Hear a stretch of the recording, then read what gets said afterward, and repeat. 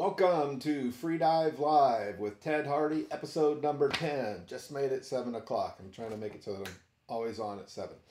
So hopefully I can continue with that. My name is Ted Hardy. I'm the founder of Immersion Freediving as well as freedivingsafety.com. If you have not visited freedivingsafety.com, you definitely should. It is a free online resource that goes over the risks of the sport, the truth about blackout. I discuss the fatality numbers. I don't sugarcoat nothing. I'm going to go over how to tell if you're overweighted. You're going to learn if you're breathing in a way that increases your risk of blacking out. You're going to learn how to reduce your risk of blackout. And ultimately, you're going to learn if your buddy has a loss of motor control or a blackout, what the heck are you supposed to do, right? And it's free, right? Now, if learning how to not kill yourself and learning how to save your buddy is not enough to make you go, I'm going to appeal to your wallet because if you can pass the quiz, and I made it hard, if you pass the quiz, you're going to get an email with discounts to 8 to 8, or I think it's 9 of the biggest names in the sport, right? So whether it's to save money, save your life, or save your buddy's life, there's no reason you shouldn't check out freedivingsafety.com. All right, so the game plan for today.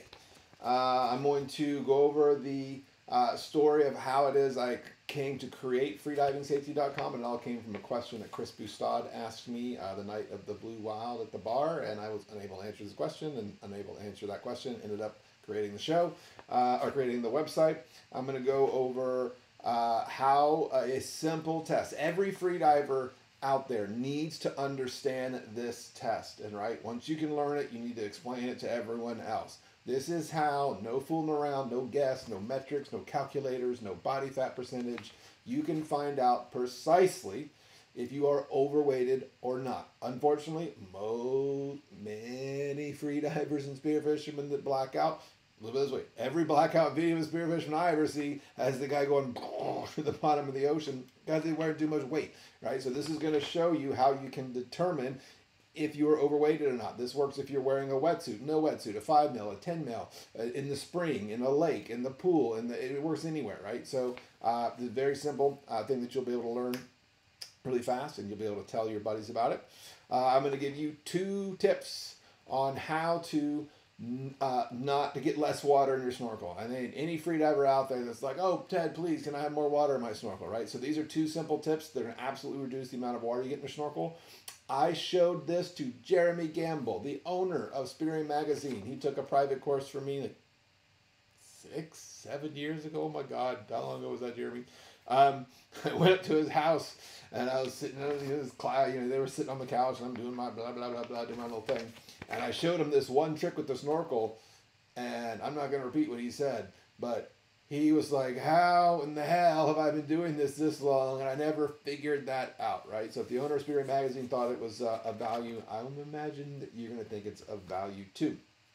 And then, as always, I'll be answering your questions, right? So at the end of the show, so you can answer your questions in the comments, and I'm not going to respond to them when they first come up. I'm going to try not to, because one of the things that's annoying is I know when I'm watching a show like this, if the person's talking and explaining something, they're constantly like, oh, hey, yeah, I'm going to answer that question, and then they get sidetracked, right? So what I'm trying to do is learn to not pay attention to those questions, and then at the end, I can go through and look through all of them, and then I'll go answer them at the end. So do me a favor, for those that are tuning in, this also lets me know that the chat stream is working and the comments are working, and also makes me know that I'm not talking to myself.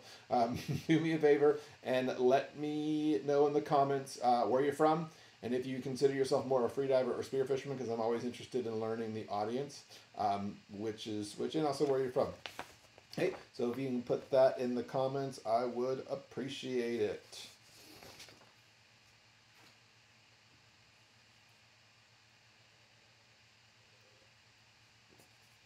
All right, so start off, freedivingsafety.com, how that whole thing came about. So it started, Blue Wild, by the way, Blue Wild's coming up. Blue Wild is the biggest freediving spearfishing trade show in the United States, and it is coming up April 27th, I think it is. Let me see if I can quickly, I should be able to tell you the date of that and not guess. Yes, Blue Wild. It's Saturday and Sunday. It's 27th, 28th April. It's here in Fort Lauderdale in the Convention Center. Biggest freediving spearfishing trade show in the U.S. All the big names are going to be there, and it is so cool. For instance, like you want to get a question about a spear gun. It's cool to like look at it online, but like you can go there and you can likely talk to the guy that made it, like Daryl Wong, right? You got a question about Wong spear gun, he's there. You can ask him questions, put your hands on it, so that's super cool. All the wetsuit guys, big fin guys, the fins are going to be there. Wetsuit guys are going to be there. All the freediving instructors are going to be there. PFI has a booth. I have a booth. FI has a booth. All the different scuba agencies that teach freediving. So it's just it's a great way to basically meet a lot of the people in the industry, and they are presentations that are given throughout the show. I'll be giving, I think this is my 6th year giving a presentation. I'll be giving one on breath hold tips, right? So I'll be giving that as well. So hope to see some of you guys there. So this whole thing with freedivingsafety.com started because it was the first day of Blue Wild. The first day was over. And I was hanging out with some of the PFI instructors, and Gara was there from Gannett Dive Company, and then I was hanging out with Chris Bustad. I don't really hang out with a lot of freediving instructors because I'm just doing my own thing, and so anytime I get around, I always like to talk shop and talk freediving and nerd out, and like everyone else is like, oh my god, this is so boring, and like so everyone's like, me and Chris were talking about instruction and how to teach better and blah blah blah, all the stuff that we do, and. So he's an instructor trainer for performance freediving. He's probably, I think he is the highest ranked instructor that PFI has, other than Kirk, the Grand Poobah. So we were chatting and about all the nerdy freediving stuff that we like to chat about. And then at some point he was like, "So what are your goals for immersion this year?" And as soon as he asked me that question, my brain went, "That's weird. I don't have any." Right? And that was like weird, because normally I have goals for immersion freediving. They've probably been written down somewhere, right? And there would have been like, back, a long time ago, it would have been like, I just want to sell out one class. Just please let me sell out one class, right? And then it was, I want to sell out, half of the classes. And I want to sell out 75% of the classes. And then I want I want to sell out all the classes. And then, also, I always had goals about, and then there was how many students I wanted to teach in a year.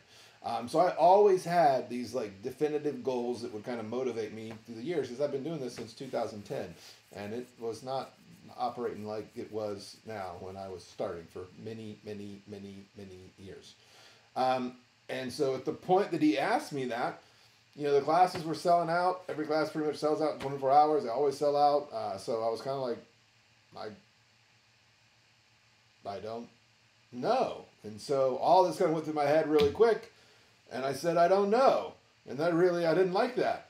And so I'm sitting there and I was like, I know. I want all these damn spear fishermen to stop killing themselves, right? It drives me insane. For 10 years, myself and all the other freediving instructors in the United States and worldwide, right? We teach these classes. We teach very simple rules. Oh, that is annoying. Very simple rules. Turn this one off. On how to not kill yourself, right? What are the rules? What are the do's? What are the don'ts, right? We go around, we teach all this stuff. You have to be diving in teams. I know maybe, you haven't done that for the past 20 years, but, have you noticed that there's been people dying in your area? That's because they don't do the stuff we're talking about, right? So it's maddening. It's so maddening to be doing, I don't know how I could be doing any more to promote safety to freediving and spear fishermen in the United States, and yet it's just the fatalities just still keep rolling in, right? And it's frustrating as hell, right? Because you try to do everything. So anyway, so he's like, what is your goal? I'm like, I want the spear fishermen and freedivers to stop killing themselves, right? Where they're spear fishermen, these guys are in the pool and they're dying. It's just maddening. So kind of that was that. There's no kind of like grand plan. I was just frustrated that that's what I want to stop, right? And so that was that, right? Uber ride home, come back to the show the next day, blah, blah, blah, blah, talk about freediving. And then at the end, or about 5 o'clock, so Sherry had called me. Sherry Day's the woman that runs the show. And also, for guys in the comments, let me know where you're from, if you're freediver or spear fisherman. And then if you have questions for me, let me know that. Also, let me know so I know the chat stream is running, because I don't see any comments in there, so I don't know if it's working fine or if something's not working and I'm just talking to myself, which is not that big a deal. Do it anyway. So, Sherry Day. Sherry Day is the... she runs the Blue Wild, and she typically has me do a safety presentation during the show. Give me 1 second.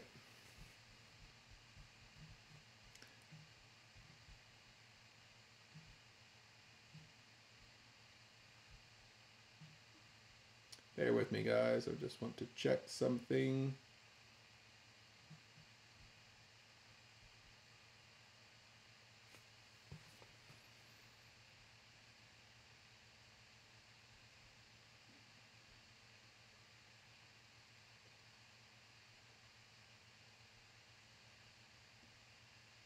Okay. All right. Cool, cool. Sorry about that. All right, so Sherry Day is the one that runs the Blue Wild, and she had me do a safety presentation. She called me up, a couple weeks before the show and said, "Yeah, so Ted, can you do a safety presentation?"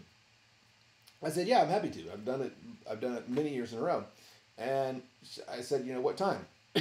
She said 5 o'clock on the main stage. Sweet, I get the main stage. I get really excited when I get the main stage. I normally have a workshop area, and that's fine. I'm happy with whatever, but I like the main stage because then I get projector and I get all that sort of stuff. And so I'm like, "That's cool." I'm like, "How long do I have?" I normally get an hour. She goes, 10 minutes. 10 minutes? Like that. I can't change anyone's behavior in 10 minutes. It's hard enough when I have an hour. And I was like, "Okay, well, only 10 minutes?" She goes, "Yeah, just 10 minutes. I'm like, "Okay."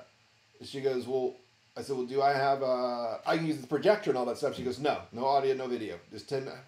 Well, why can't I?" She's like, at this point I said, "Okay, you know what? When Sherry Day, the one that runs the show, wants to put me on the big stage and talk about safety, I just need to say, 'Yes, ma'am, thank you, may I have another,' right? I'm just going to say, 'Yes, I'll be there.'" All right, so whatever. I'm like, "That's really weird. I'm doing a 10-minute safety presentation." So I show up, 5-10 minutes before I'm supposed to be on stage, and I go into the back, right? I mean, for me to do a safety presentation, I could right now deliver an hour safety presentation with no prep. I could just blah, blah, blah, talk about it, right? Because I've been doing it for 10 years. So I don't need a lot of time to get this thing prepped. So I'm like, if I get there 5 minutes before, let me just think through what my points are, what the order is. So I'm sitting there thinking, what's my opening line going to be? What are my 3 main points? What's my closing line going to be? And so she's on stage talking. I ain't paying no attention to what she's saying because I'm in the back pacing around, going through my 10-minute safety speech. Doesn't take much preparation at all. And so I kind of get all through my head. I go around the side of the stage, and I'm sitting by the steps, and she's up there talking. And, and I'm like, okay, I think I'm done prepping. So now I'm like, what is she saying? And she's saying something someone did something really good. And I'm like, oh, what is she talking about? Who is she talking about? And right as my brain understands that she's talking about someone and they did something really good, at that point she looks at me and she's like, "Ted, come on stage." And everyone stands up and starts clapping. I give many a safety presentation. People don't clap.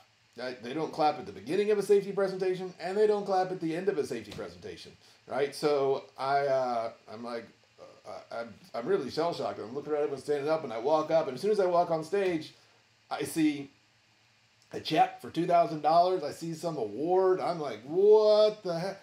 Okay, so I'm no dummy. I won an award, and I have no idea what it's for. None. No idea what this award is for at all, but I know that I won something, and I won this is a big check. And so I walk up there, and she's smiling, and she's like, "Oh, yeah, Ted." And she's like, "Do you have anything to say?" She hands me the microphone, and I'm like, "Yeah, I don't normally say this, but I'm not normally speechless, but I don't have anything to say, right?" I'm like, but. And she laughs, and then I just grab the microphone, and I say, "Can I just give the presentation?" And so then I just gave my safety presentation. I get off stage, about an hour later, I'm like, what the hell was that damn thing for? I don't understand, right? And they're like, oh, you won this award for promoting freediving safety to the freedivers and the spearfishermen. So I'm like, okay, so that's actually pretty funny that I wanted to give my safety presentation. So after that, I'm like, wow, I won this $2,000 check. And then my brain went to, what did Chris say? Or what did Chris have? And I said, I want all these freedivers and spearfishermen to stop killing themselves. And I'm like, done. That's it. Now, at the time, I had already created a free safety course you could watch online. But it was little, it was just like me talking, and it wasn't very good, right? I mean, it was useful, but whatever. So then I'm like, oh, so I've already got this idea of this free safety course, and it makes sense. There should be somewhere where anyone who's interested in learning how to not kill themselves, anyone who wants to learn the safety. So basically, if you're smart enough to see that as of value to you, I want anyone to have that, right? I don't want that hidden behind a paywall of a freediving class, right? If you want to get better at freediving, pay up, take a class, work with an instructor. That's what we do. We can make anyone good at freediving within reason. But if you want to learn the safety aspect, I want anyone to have access to that, right? Anyone at all. So at that point, I talked to Francesca Coe, and she hired I said, well, who should I hire to build the website? She recommended someone to build freedivingsafety.com. Then I hired 2 professional photographers to come to the house. And then I filmed all the work in the water, how to do the rescues, and how to do all that stuff, right? And so at that point, that's when I created freedivingsafety.com. It took about 9 months from when I had that aha moment, because I get very easily distracted. I had a lot of stuff going on. And eventually I built freedivingsafety.com, which was really launched, I think 2 months ago. And it's been awesome. I mean, it's already taught more people than I can teach, way more than I can teach in a year, right? And so it's putting people through the course, and they're learning how to be safe, right? So it's been really awesome. And I've had a lot of support within the industry. I'm now starting to get other freediving instructors. They're actually putting their students through the course, which is super cool, right? I just had an instructor do a review of it, and he said, on a whim, I put my guys through the course. And he was like, what I noticed when I showed up to the pool is they made way less mistakes, and I got to spend more time doing and less time talking about it, right? So if you know anything about freediving instruction or any instruction, there's always a time pressure. So he said it got rid of that. And he said the students it's just easier to absorb information when I've already heard it once, right? And so he said it was cool because they basically came safety oriented with the mindset of safety first. And he said one of the students watched the videos and realized how unsafe he was doing and stopped diving until he took the course, right? Because that's crazy, because we had once, this was before I got involved, it was probably 15 years ago, but there was a student who signed up for a freediving class and then died freediving before he could come to the course, right? And learn how to be safe, right? That's messed up, right? So I'm super excited about the freedivingsafety.com. It's been doing really well. Hey, so those of you that are tuning in, do me a favor, let me know where you're from, if you're a freediver, if you're a spearfisherman, and if you got any questions. Just give me 1 second. I'm going to check on something.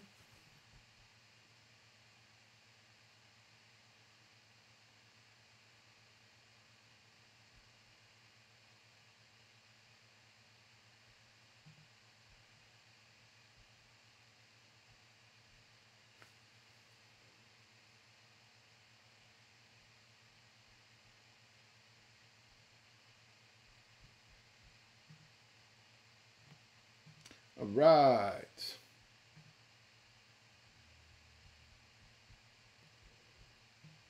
All right, I'm back.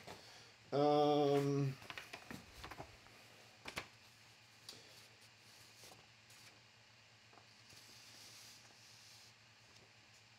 right, so next thing I'll go over is the one, this is how anyone can immediately, the next time you jump in the water, this is how you can determine if you're wearing too much weight or not, right? So the idea is, if you're wearing too much weight, which many freediving spearfishermen do, especially beginners, the complete downside to that is when someone has a blackout, they don't hold their breath like that.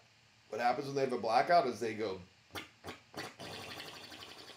they do a relaxed exhalation. And so what that does is that gets rid of a lot of the air in your lungs, which is a lot of your buoyancy, right? So what happens is, and that's why when you watch all the videos of the spearfishing blackouts, and I'll put a link to when I'm done with the course, I put links to all the stuff that I'm talking about. You can see, I'll put a video of a spearfishing blacking out. As soon as he blacks out, he goes straight down to the bottom, right? Because they're overweighted. So the idea is a smart freediver would weight themselves so that if you were to black out, you would be face down, right? On the surface, right? You know, floating on the surface, not sinking down to the bottom of the ocean. So smart freediver wants to make it so that if you were to black out, you would be floating, not sinking down to the bottom of the ocean. So the way that we test that, and the way that you can test that the next time you jump in the water, whether it's a spring, a pool, a wetsuit, whether you're wearing a wetsuit, a 3 mil, no weight at all, is super simple. Jump in the water wearing whatever you normally wear, whatever wetsuit you normally wear, whatever you wear. Take a big breath in. Do a relaxed exhalation like a sigh. Don't move your hands. Don't move your feet. And see. If you are continuously sinking,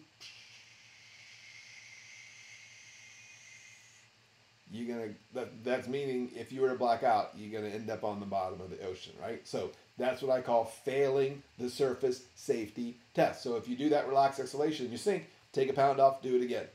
Take a pound off, do it again. You want to make it so when you do a relaxed exhalation, you're not continuously sinking, right?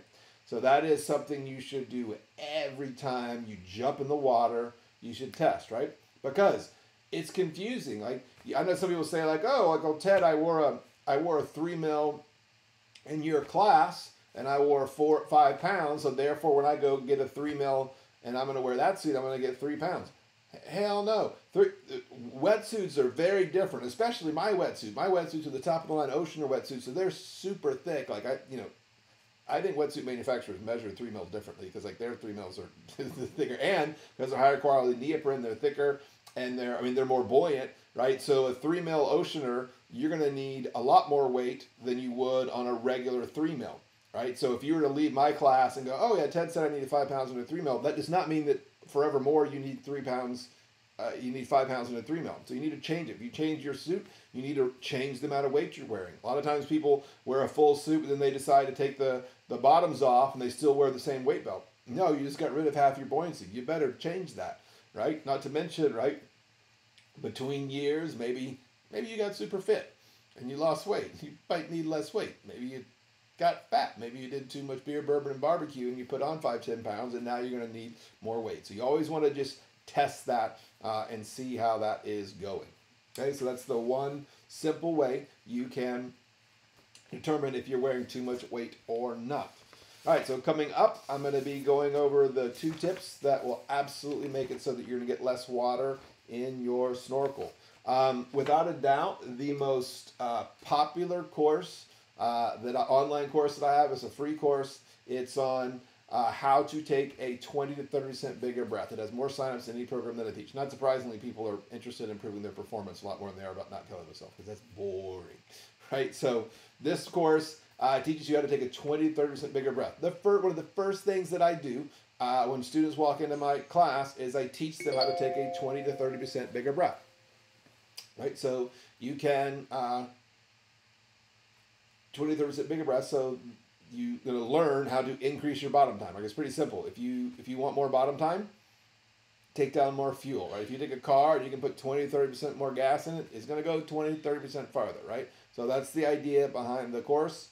It's going to teach you how to take a bigger breath, and access is free. I'm going to put the link in the post at the top so when I'm done with the show, you can go in there, you can access that. All right, so snorkel. All right, so I'm going to show you two tricks on how that you're going to get less water in the snorkel. So let's go over that.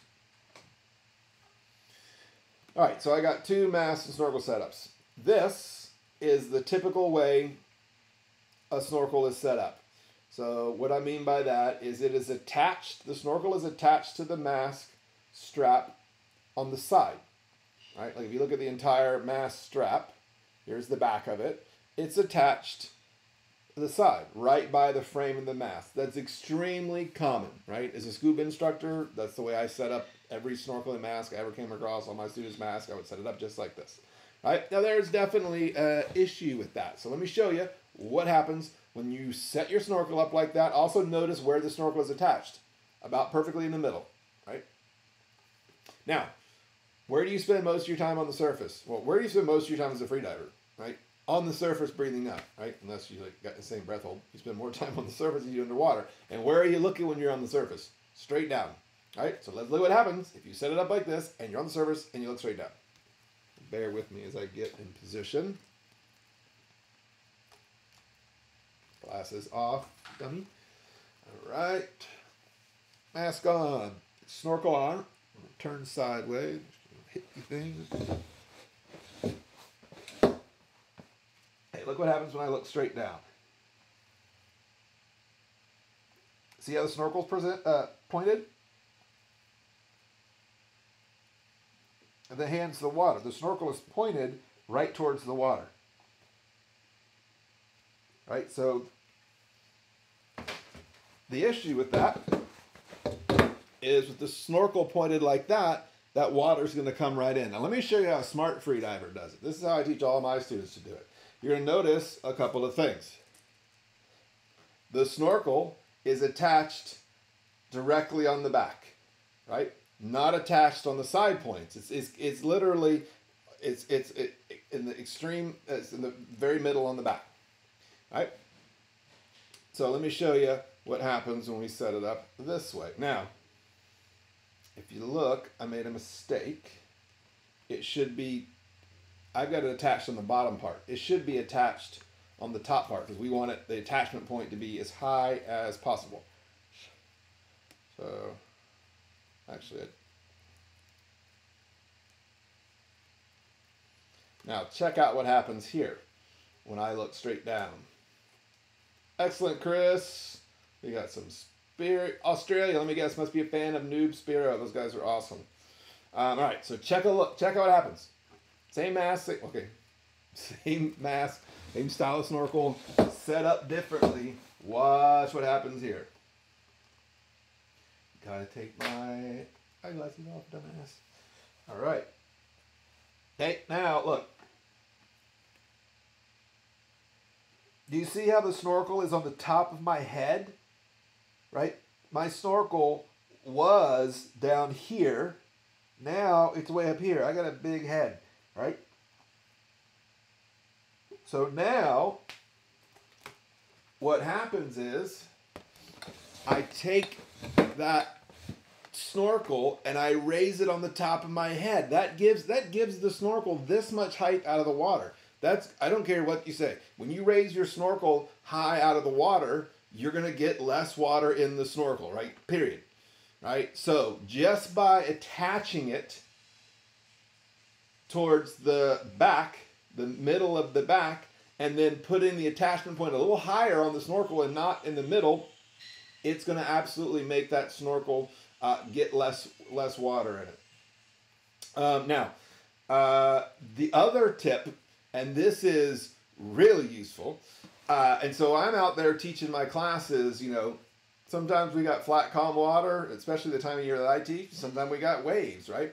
And there is nothing worse than being out there, especially in your freediving class and you're trying to get ready for your, your 100-foot dive, your personal best dive, and you've been waiting your turn. It's your turn to go, and then right when you take that big breath, the water goes in the snorkel, and you're like, and you're coughing and choking, and you, and you're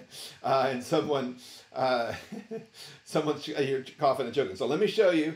When I have my students out there and I see them choking on the water, just because you do this, it doesn't mean you're never going to get water in the snorkel. You're going to reduce it, but I'll show you another trick that makes it even less likely to get water. Okay, so check this out.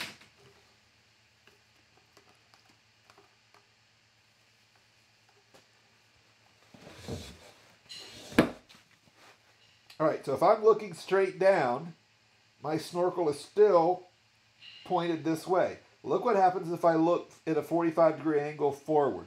Oh. All right, so if I look straight down, the snorkel's pointed this way. Look what happens to the snorkel if I look forward just a little bit. down, forward.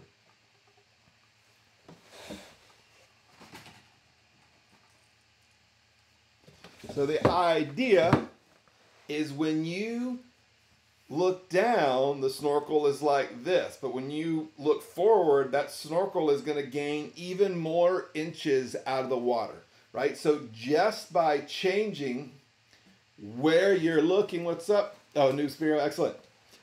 Just by changing where you're looking, that snorkel is going to get a good bit of extra height out of the water. And I don't care who you are, right? You want less water in that snorkel. There ain't any freediver out there is like, man, I sure wish I could get some more water in that snorkel, right? So these are 2 tips you can do that will absolutely change that, okay? So out of curiosity, how is the stream doing, right? So I'm getting, so in my little studio thing that I have here, I'm getting some red flashing light, which tells me that the stream might not be so good, right? Normally it's all green. I see like green and I see yellows and I see red flashing, right? So if you just let me know in the comments if the video is stuttering or if it's running smoothly, I would appreciate it. Other thing is if you guys have questions you want me to answer, we can go through that and put those in the comments and I'll go over that. So another thing that I'll be discussing is, so actually the Noob Spiro, there's a fan of Noob Spiro, they just have agreed, the 2 guys that run the show, Turbo and Shrek, are going to be going through my 28-day freediving transformation training program, right? So I'm super excited that they signed up for it. Okay, excellent. Okay, excellent. Good to hear, good to hear. Thank you, thank you. Yeah, the comments seem way delayed, right?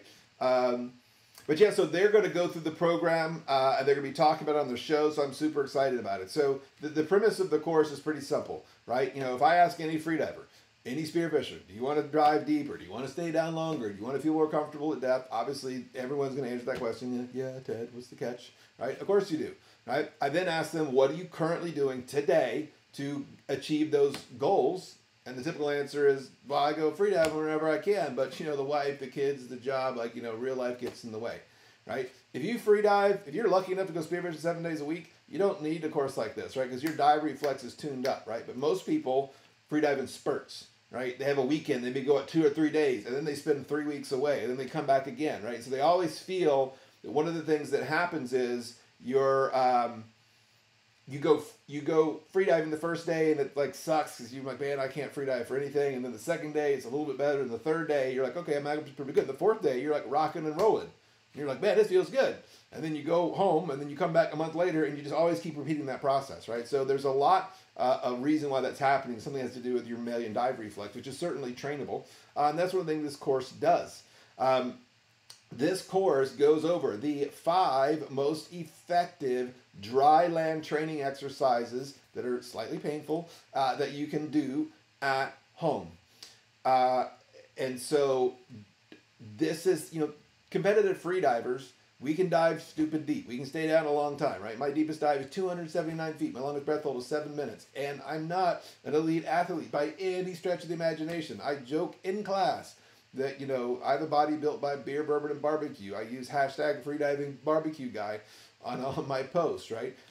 If I could be good at freediving, anyone could be good at freediving. In fact, anyone who's watching this, your body is genetically superior to me by a lot than mine to better suited to freediving. What I mean by that is when I get my blood drawn, I'm this close to being anemic. My hematocrit level is 34 to 39%, which means my body sucks at transporting and storing oxygen, right? So the only reason I've been able to do what I've done is, you can bet I've actually trained very specifically by doing all the stuff in this program, right? So it's going to take you, it takes you about is going to do 3 breath holding exercises a week. Oh my gosh, what did I just do? Woo. Look at that. Fancy, fancy. It's going to take 3 exercises, 3 breath holding exercises a week. Each one's going to be slightly different. Then you're going to do 2, so that takes about 25, 40 minutes. And then you do 2 stretching exercises, which take about 5 minutes, right? So basically it takes 2 hours a week, Stack that together for 28 days, and it'll absolutely transform your physiology for freediving. You get access to a private Facebook group, which is new, and that's awesome. I love working with the students, so I can work with them in that way. Secondly, you're going to get access to Noob Spiro's 99 spearfishing tips. I literally pay them every time someone buys this course, so you guys can get that for free. It's an awesome ebook. It's 99 spearfishing tips from people all over the world. You get access to one of Jeremy Gamble's, one of my favorite interviews that I've done. It's Jeremy Gamble, owner of Spearing Magazine, and he lays down the law on how he took my class and how he integrates it with spearfishing, right? So how to implement safety for spearfishing, right? So it's a really cool program. It's $95, and it is going to, within probably 3 weeks to a month, going to go up to about $150. Because I'm going to be adding even more stuff to it. And I'll put a coupon code for $15 off. So you can find that in the comments when I'm done with the post, right? So once the video is done, I'll go and add that. It'll take me about 5 minutes, and you can get the coupon code that'll do that. All right. Yeah, I've also got some big news. I'm going to be probably announcing it next week, but I'm going to be getting this show on a much bigger platform, so it's going to get a lot more eyeballs on it, so I'm excited to see how that's going to go. But yeah, so basically, guys, that's it for the show. Was my plan. If you guys have questions, put them in there. I will answer them. And if not, I'm going to sign off. I will not be doing an episode tomorrow. I'm going to be doing a presentation at the South Florida Freedivers, which is a big spearfishing freediving group in Miami. I've been a featured speaker there for about three times in a row. Three or four times I've done presentations there, starting back from 2010. So they're a super fun group.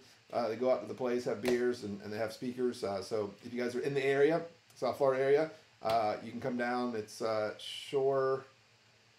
I'm blanking on the name of where it is. If you go to my personal page, you can see it, or send me a message and I'll let you know. I just can't remember off the top of my head. But South Florida Freedivers, you should also be able to find them on Facebook, and they're posting about where it is. Okay, so I won't be there Thursday, but I'm going to be back next week, Monday, Tuesday, Wednesday, and probably Thursday as well, 7 p.m.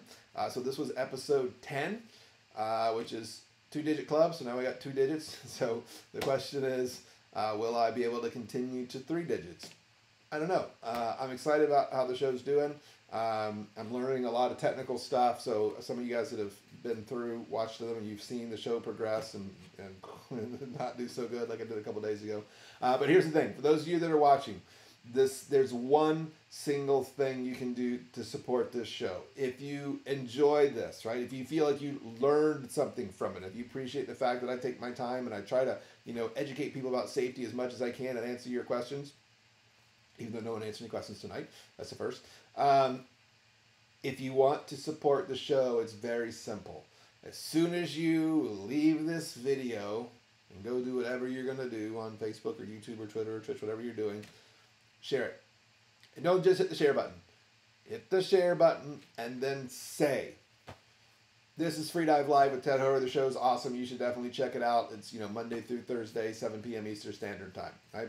If you love the show, if you support it, share it, and then if you just say something about it, makes it much more interested in actually tuning in. Right? So if you enjoyed the show, that's the best thing you can do to support me. I will be back Monday. I'll be doing them all next week, and that's it. So I hope you guys enjoyed the show. Dive safe out there. There's no excuse not to dive safe, especially because there's freedivingsafety.com where you can learn how to do it for free. All right? So see you guys next week. Thank you.